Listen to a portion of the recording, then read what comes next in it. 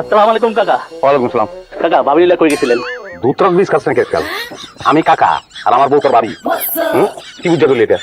Mind করেন না কাকা, এত সুন্দর মেয়ে যদি থাকে তাহলে কেমনি কাকি কই কোন হিসাবে তো আমার ছোট বোন করা যায়। ক চাষিরে ছোট বোন ক, চাচারে দুলাভাই ক, বাপের ভাই চাচারে দুলাভাই ক, ফাজিলের বাচ্চা। ভাবিলে চা খেয়ে যাবে। 7 লাখ টাকা দেন মোহর দিয়া তারপর বিয়া করছি, এখনো দেন মোহরের টাকা পরিশোধ করি নাই। তুই পরিশোধ করবি টাকা? আমি দেবো কেন? তাহলে তোর লগে আমার বউ গল্প করবো কে? জবাব আছে তোর কাছে? নেই। হ্যাঁ তাহলে যা দোকান যা, চলো।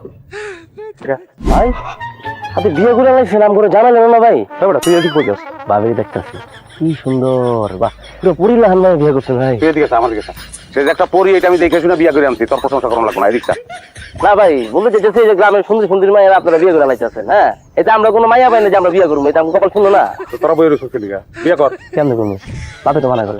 তোর বাপের পায়ে ধরে গিয়ে বই থাকে, এখানে রসুন লিগা। না এনে বেশি ভাই, যে আপনি নাই তো আপনার লাগে অপেক্ষা থাকি ভাই। ওই বেটা এদিকটা, তোর নজর দেখে তো মনে হইতেছে না যে তুই আমার লিগে অপেক্ষা করতেছস। অপেক্ষার দিন শেষ, এর আর দেখা হইব না। বাইরে এই জায়গা ছাপ।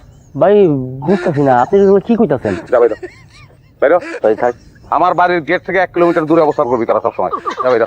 পছন্দ করলেন ভাই। হ্যাঁ বাইরে বাইরে। বাড়ি খাবি, বাড়ি খেলে মাথা ভাটবো। মাইয়া ভাবি না বিয়া করানোর লিগা।